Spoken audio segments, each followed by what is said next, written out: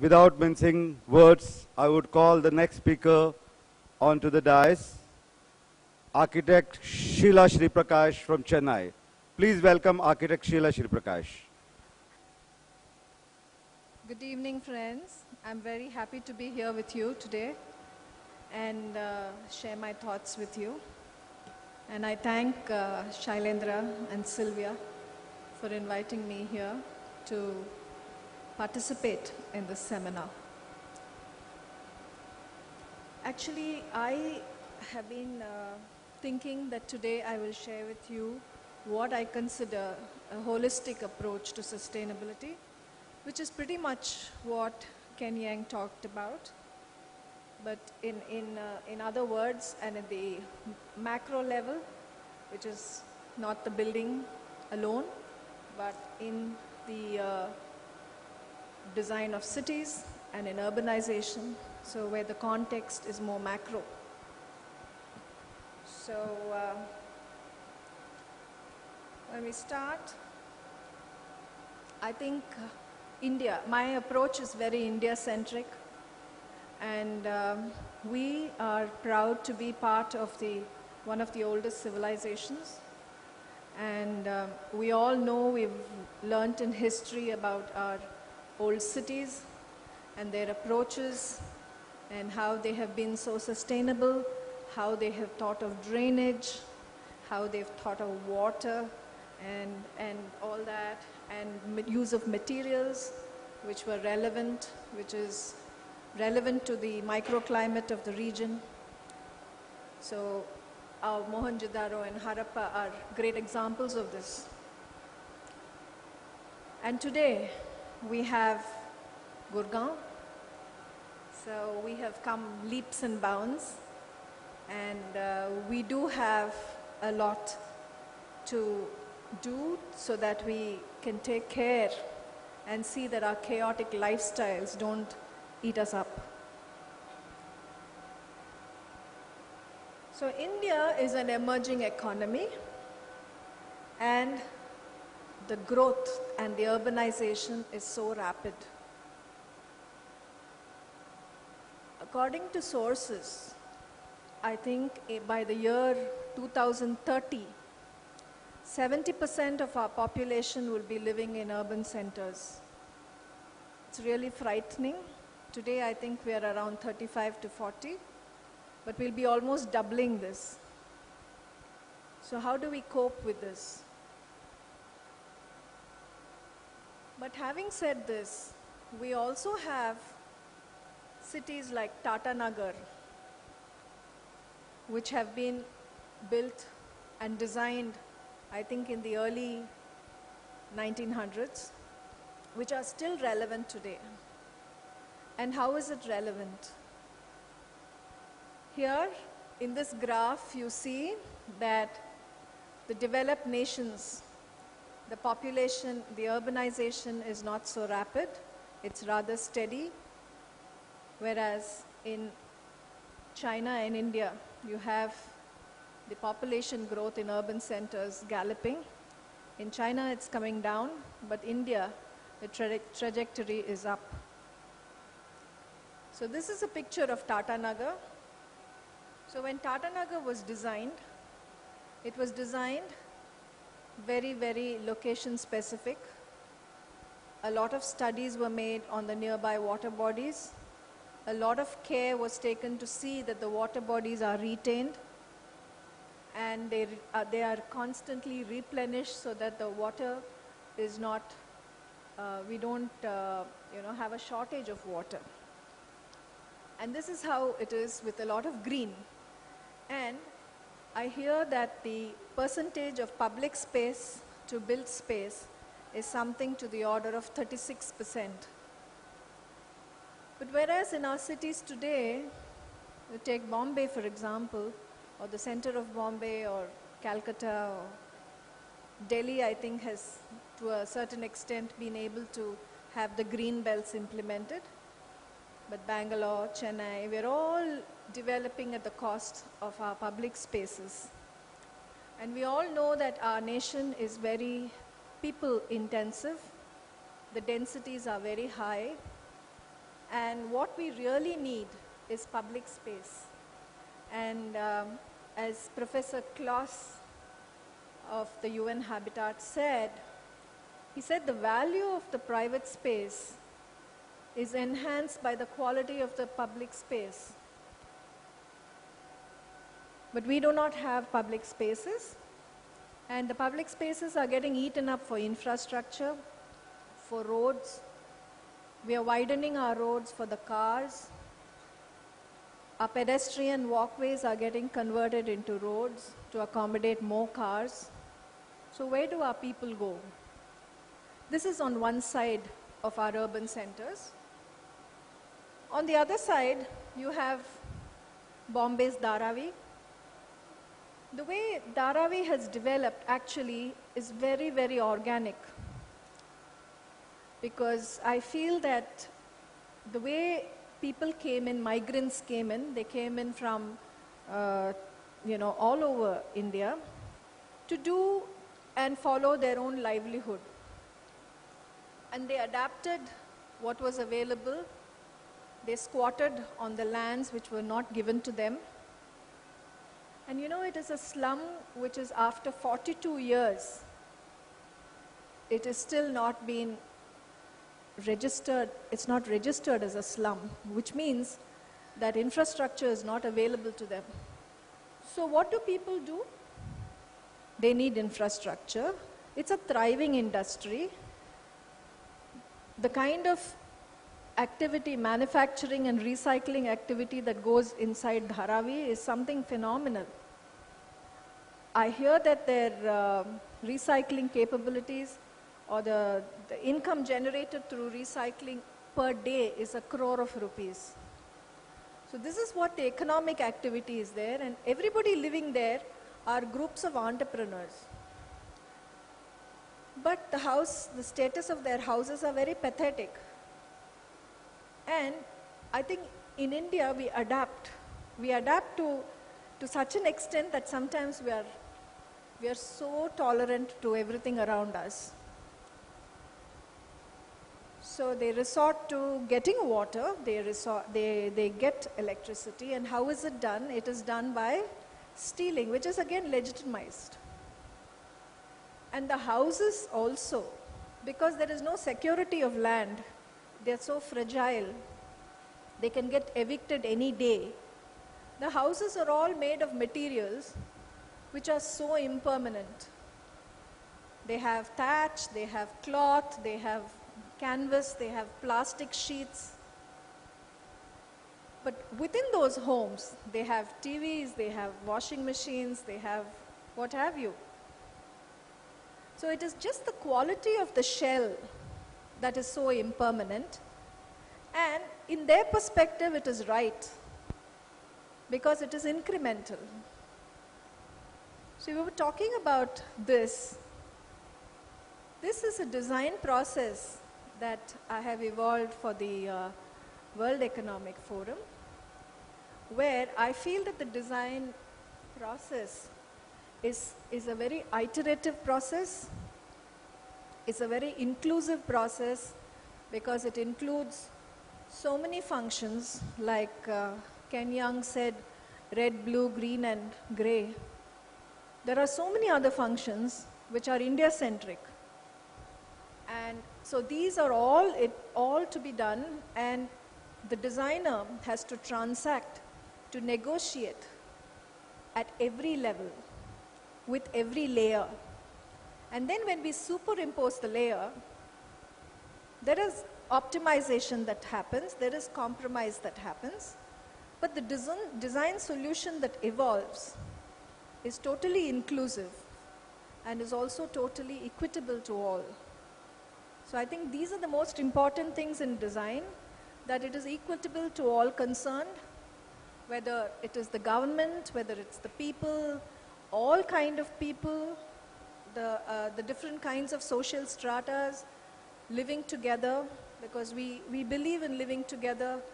Our informal sector is about 70%, and we depend so heavily on the informal sector for our daily livelihood. So it is not something that you can, push under the carpet, but you have to legitimize the cause and their need as well, and factor it into the entire design process. This is on one hand. So you do have design process, I believe, has a certain amount of reciprocity. When I mean interaction with every issue or every parameter. And when it is iterative, you give and you take. So this is the process of design. And what are the pillars of sustainability? When you say sustainability, the pillars of sustainability are socio-economic and environment. So here, when you talk about holistic sustainability, I'm adding some more, which is our culture and heritage, which I think all of you will agree that that is the only thing that can differentiate us from other cultures, is our own intrinsic and specialized culture, heritage, craft, etc. So we have the ecology and the environment. Ecology, we mean flora, fauna, the sun, the solar, the wind, all the resources, natural resources that are available to us, and how we should be in a position to optimize the use as well as replenish so that the future generations to come also have some to spend. Then we have the socio-economic factors and scalable infrastructure. So scalable infrastructure is something that we never plan for.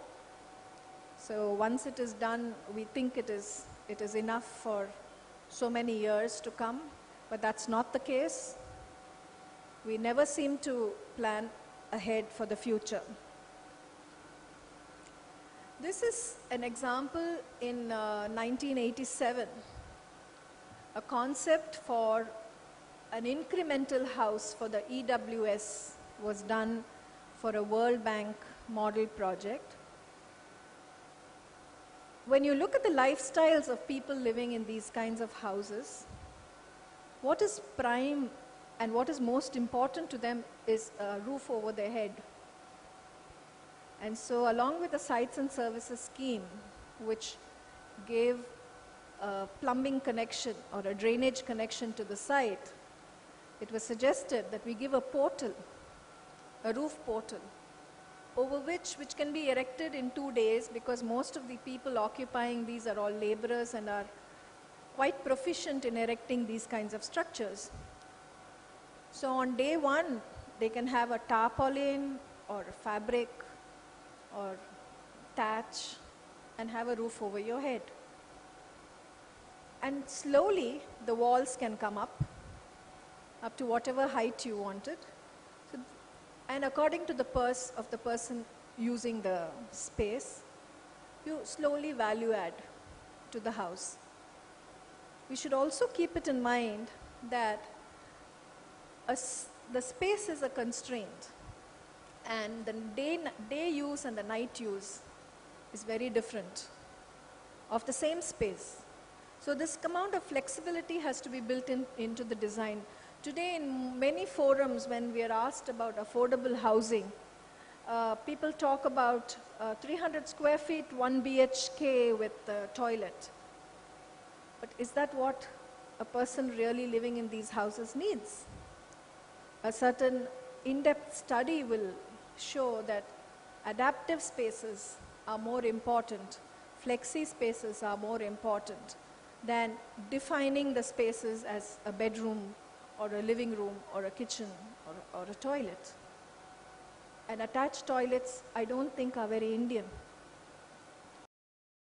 This concept of cost-effective design is something that has to be inculcated in our approach to design constantly. Because I do believe that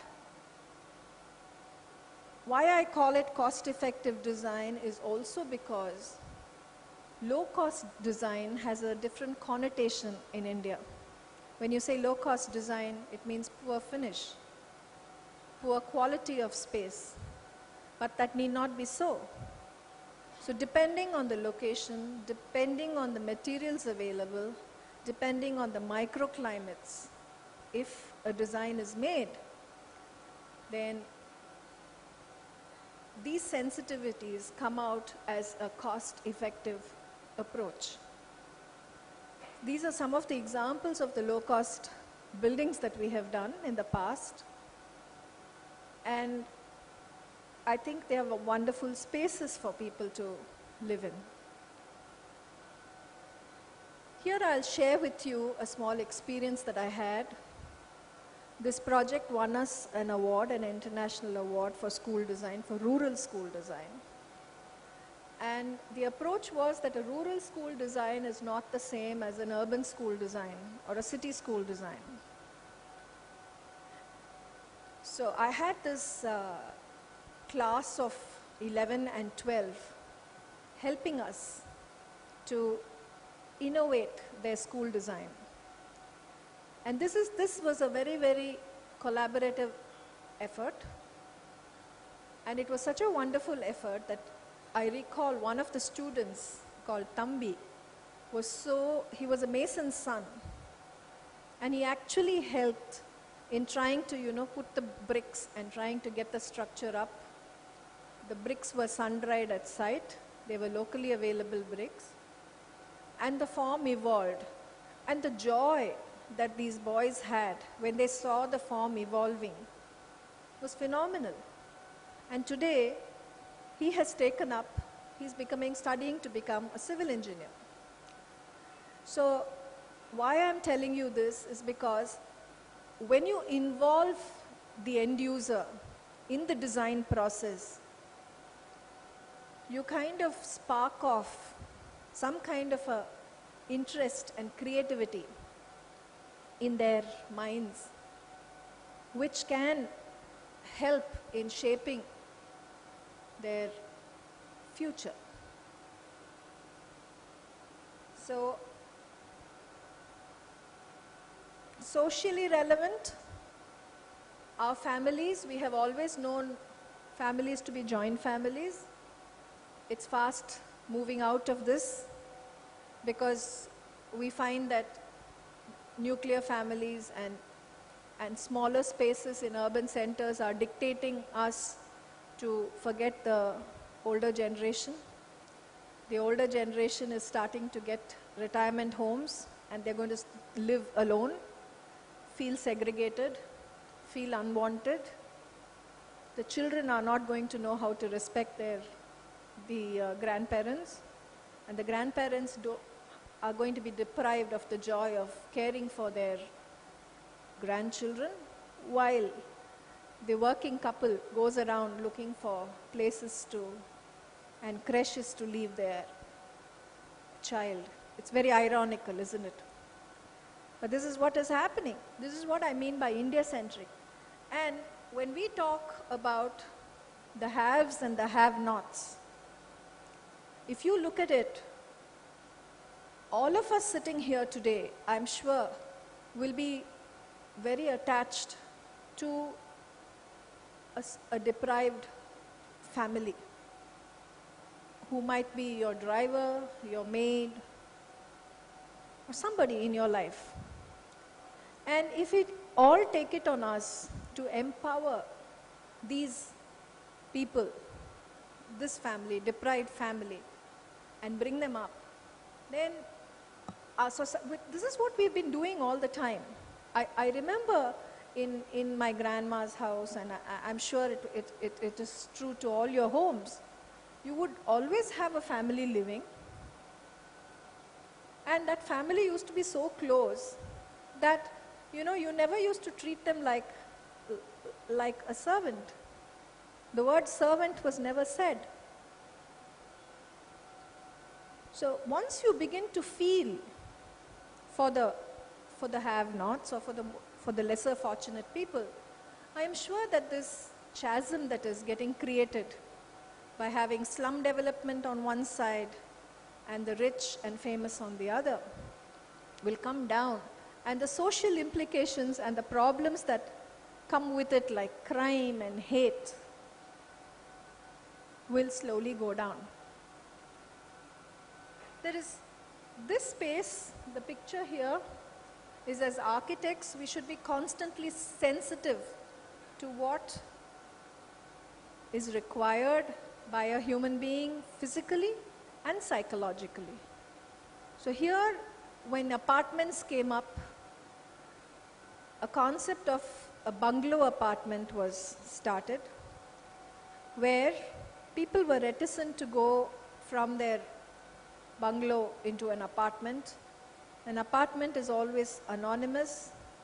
You get off the core of the elevator, you see 4 doors, A, B, C, D, or how many ever doors, and one house is yours. There is no individuality, there is no personalization of the space. So here what we did was, we gave that little additional space which was a transition space between the public and the private space. So this gave the chance for every person to develop the transition space the way they wanted. Some of them had a garden, some of them used to just sit out and read the newspaper, some of them used to sit down with the other neighbors in the afternoon and talk without taking them inside the house. Some of them used it even to deal with their paper walas and their sabji walas. So these are the various things. So this adaptive use is what is important and is very intrinsic to Indian lifestyle. Resource optimization. So crafts, of course, we know crafts, we are so rich in crafts. The craftsmen are all having no work to do, are living in poverty and penury. The wood carvers of South India are almost non-existent, are extinct. So I think it is our responsibility to see that, what has been nurtured for generations is handed down to the generations to come. So we can definitely incorporate these kinds of ornament and detail in a stylized way in our designs. Craft and art is very important to us, art and culture. This is an adaptation of a vernacular building, but it is a modern gallery where modern art is kept. This will change with time, but the building continues to be vernacular, one with nature, and set and suiting its surroundings. This is the step 12, which you all must be knowing about. So we revered our resources. We did Surya Namaskar. We saved water. We prayed to water, the Ganges, the Kaveri, the Ganga, the Narmada, they're all personalized. What has happened to all that? We don't revere our resources anymore. So if that value system is still there in us, I am sure that we will be able to treat our water bodies better. This is a coordinated master plan for development in Mahindra city in Chennai, where we have tried to use the landscape as a working layer, not as a cosmetic layer. We have tried to create, as Yang said, swales, water recharging. It's a green building, by the way. It is going for a gold rating. So it has got a lot of green. We don't have driveways that emit heat. All the driveways are under the building forms. And we have also incorporated a lot of activity-based, like, spaces for organic farming, which the, housewife or whoever is interested in garden or the older generation can take care. Because today getting good vegetables which are wax-free and without pesticides and endosulfan is so difficult. So So all these things are factored into the design. So when that's what I meant by making it a very inclusive process, making it multi-layered, multifunctional, and transacting with each issue to see how best it can be incorporated, how it could be modified, adapted, and how the resources used can be optimized and replenished. This is a landscape where we have a swale and a space for like an amphitheater where the children can play, where the older people can sit around. We have those little pebble gardens, biking tracks, so inculcating more of, cycling, walking, rather than, using the car to go everywhere.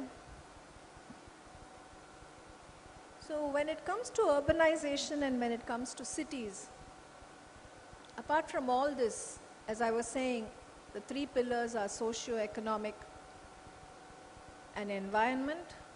So our major pillar is governance. Because I find that the lack of political will and the lack of involvement, should I say, from the government, and the tendency to work in silos. You have the Public Works Department having its own agenda, you have the municipality having its own agenda, the Pollution Control Board having its own agenda, the water body, the water supply drainage boards having their own agenda. There is no intermingling, there is no interface between these various governance bodies. The sanctioning authorities have their own agenda. The Revenue Department has a totally different agenda. So where is it that we are going to have an interface and dovetail all these priorities? So it is the design process which has to dovetail all these priorities. It is a Herculean task, but believe me, if it is done, I am sure the quality of our lives would be much better. So when I say India-centric sustainability strategy, what I mean is definitely urbanization has to be contained. Today, we are using something like 4% of the land mass on urban cities. That's not bad at all. It's not much. But you have urban sprawl. It is not like the developed countries, but the building of highways means, the development, the ribbon developments along the highways are growing. So what do? So you have to have stringent norms to contain this urbanization, to say that this is a periphery of an urban center beyond which it cannot grow.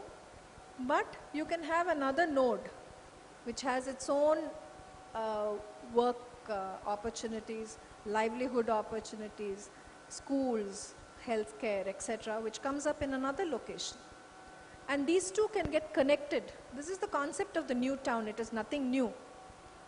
But what is lacking is that definite barrier or definite space between the two developments. And it is a constant effort, as I told you, to upgrade infrastructure. And this, in the Indian scenario, is definitely only the government's responsibilities. But I think now with the private-public partnerships that's happening, and with corporate CSRs coming up, it might be easier to allocate funds and to define our priorities and see that infrastructure is continuously getting upgraded. So as I said, decentralizing our urban nodes is the only way, and integrating commerce within these nodes and implementing very strict enforcement to curb zone conversion and sprawl. See, we all believe in a herd mentality. There is one person whose hotel is doing very successfully in one area. Plonk, everybody else goes to the same place and puts up 10 hotels. So who tells us that we should not do that? Norm that says it cannot do that. So our zoning systems have to get defined better Instead of saying what we can have, I think we should go to to the next step where we say, this much density needs only this much of hospitality, needs only this much of schools, it needs only this much of hospitals. So, and also provide connectivity between nodes by the mass rapid transit systems, because that is only public oriented, and as I said, in a country where the densities are high, the more mass you move in one shot, the lower fuel consumption happens, and this is better than driving 10,000 cars in a day. And today we have the broadband that is available, which is a boon. So distances are not much. You can Skype globally. You can have video conferences globally. So why not have it between different urban nodes and have your communication and make life easier? So this is what I wanted to share with you. And I want to tell you that definitely India is galloping, the economy is growing, the GDP is growing, but our cities are deteriorating. So we do have to do something about it. And if we have all these value systems, our social, cultural, economic, governance, technology, etc., and move towards integrating all of them, I'm sure we'll be getting viable systems which can definitely make India a superpower by 2030. Thank you. Thank you, Architect